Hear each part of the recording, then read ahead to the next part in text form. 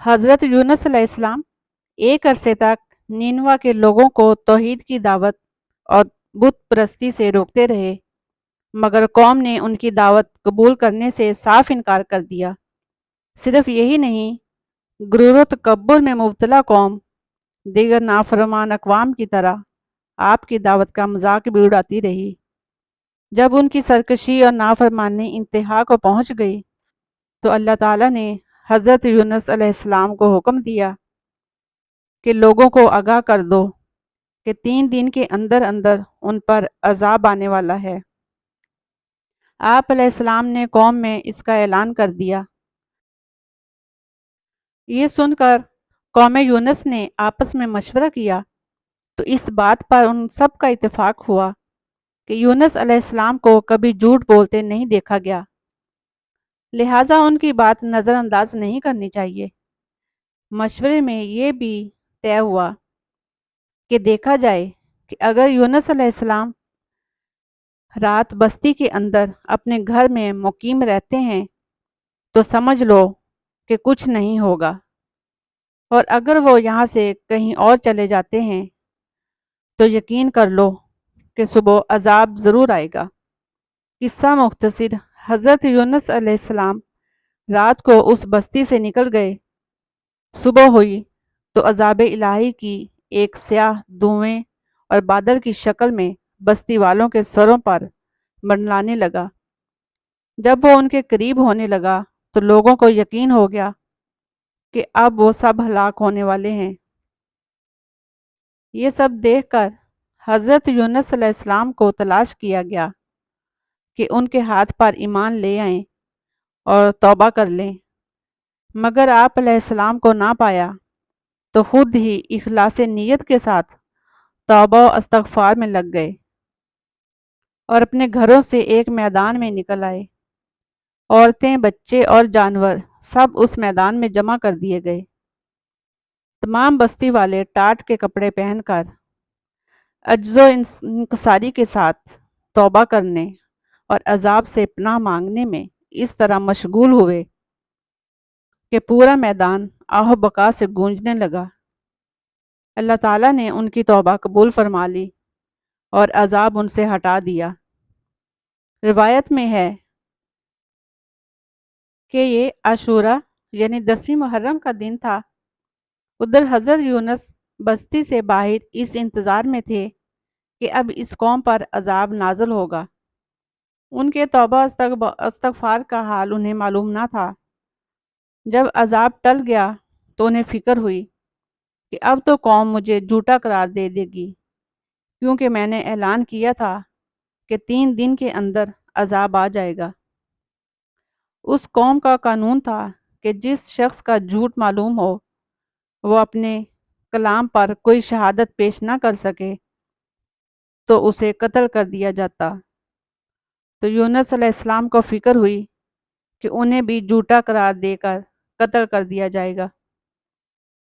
اس رنج و غم اور پریشانی کے عالم میں اس شہر سے نکل جانے کا ارادہ کر کے چل دیے، یہاں تک کہ بحیرہ روم کے کنارے پہنچ گئے۔ وہاں ایک کشتی دیکھی جس میں لوگ سوار تھے۔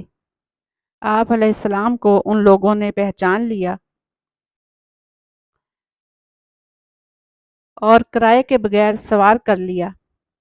کشتی روانہ ہو کر جب وسط میں پہنچی تو دفتن ٹھہر گئی، آگے بڑھتی ہے اور نہ پیچھے ہٹتی۔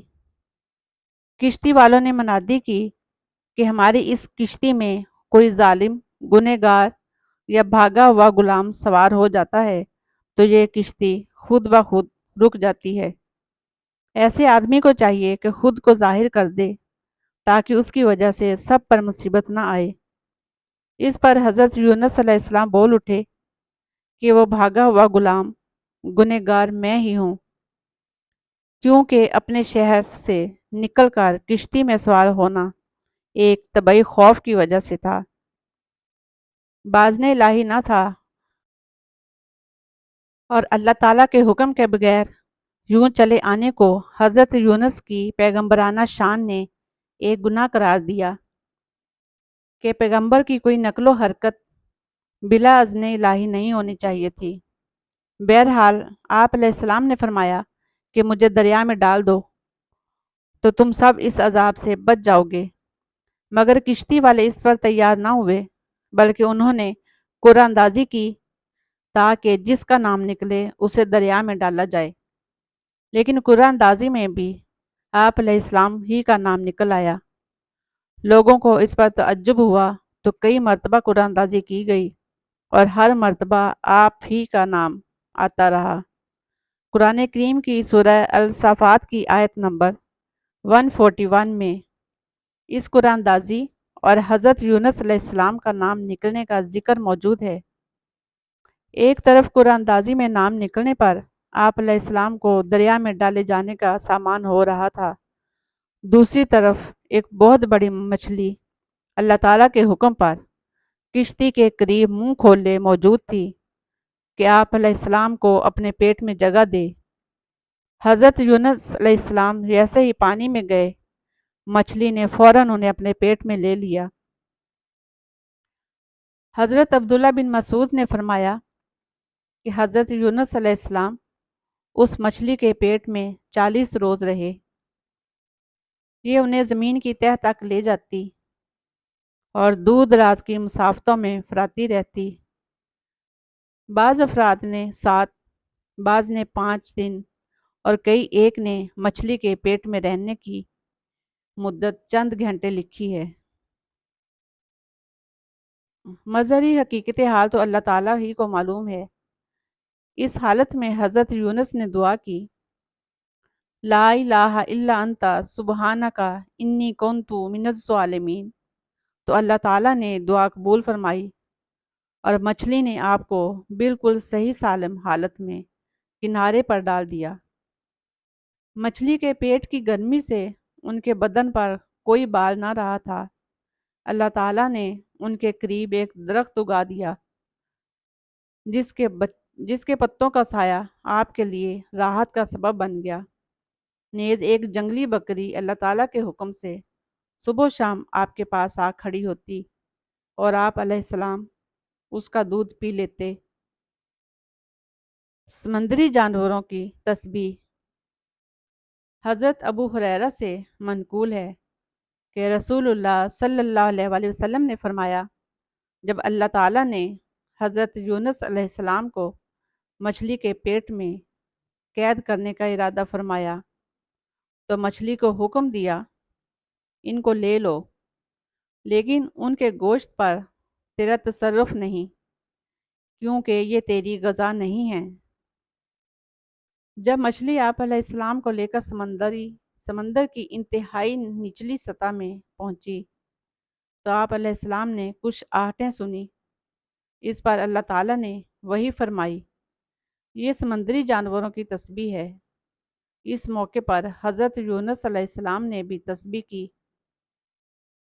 جب فرشتوں نے آپ علیہ السلام کی تسبیح سنی تو بارگاہ خداوندی میں عرض کرنے لگے، اے ہمارے پروردگار، ہم ایک نحیف اور کمزور سی آواز کسی اجنبی زمین سے سن رہے ہیں۔ اللہ تعالیٰ نے فرمایا، یہ میرا بندہ یونس ہے۔ فرشتوں نے عرض کیا، وہ تو نیک بندے ہیں اور ان کی طرف سے ہر شب و روز آپ کے پاس نیک عمل پہنچتا ہے۔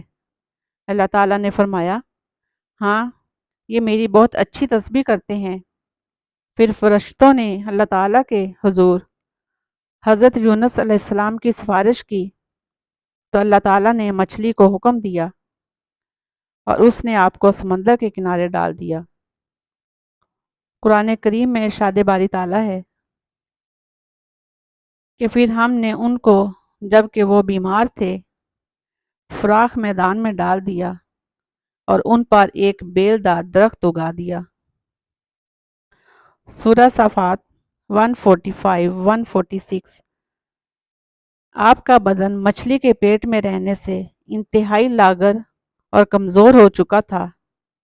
ابن مسعود فرماتے ہیں کہ آپ ایسے ہو گئے تھے جیسے چوزا جس پر ابھی پر بھی نہ آئے ہوں۔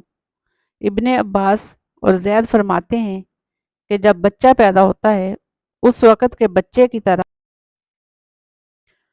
آپ علیہ السلام کی حالت تھی اور بالکل دھنی ہوئی روئی کی طرح نرم و نازک تھے اور بدن پر کچھ نہ تھا۔ روایت میں ہے کہ جب آپ علیہ السلام مچھلی کے پیٹ میں ٹھہر گئے تو گمان کیا کہ شاید وفات پا گئے ہیں۔ اس پر آپ علیہ السلام نے اپنے اعضاء کو جنبش دی تو ان میں حرکت ہوئی تو فوراً سجدہ ریز ہو گئے اور بارگاہ رب العزت میں عرض کیا، اے پروردگار، میں تیرے لیے ایسی جگہ مسجد سجدہ گاہ بناتا ہوں جہاں کسی دوسرے نے تیری عبادت نہ کی ہوگی۔ قرآن پاک میں اللہ تعالیٰ کا ارشاد ہے، پھر اگر وہ اللہ کی پاکی بیان نہ کرتے تو لوگوں کے اٹھائے جانے کے دن تک اس کے مچھلی کے پیٹ میں ہی رہتے۔ سورۃ الصفات 144 سے 143۔ تفسیر ابن حریر میں حضرت سعد بن مالک سے مروی ہے، انہوں نے نبی کریم صلی اللہ علیہ وآلہ وسلم کو فرماتے ہوئے سنا، اللہ کو اس نام سے پکارا جائے تو دعا قبول ہوتی ہے اور جو مانگا جائے اللہ عطا فرماتے ہیں، یعنی حضرت یونس علیہ السلام کی دعا کے ساتھ۔ راوی کہتے ہیں کہ میں نے استفسار کیا، یا رسول اللہ، یہ حضرت یونس علیہ السلام کے لیے خاص ہے یا تمام مسلمانوں کے لیے؟ آپ صلی اللہ علیہ وآلہ وسلم نے فرمایا، یہ حضرت یونس علیہ السلام کے لیے خاص ہے اور مومنین کے لیے عام، جب بھی وہ اس کے ساتھ دعا کریں۔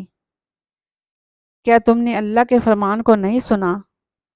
پھر یونس علیہ السلام نے اپنے رب کو تاریکیوں میں پکارا، لا الہ الا انت سبحانک انی کنت من الظالمین، تیرے سوا کوئی معبود نہیں، تو پاک ہے، بے شک میں ہی قصوروار ہوں۔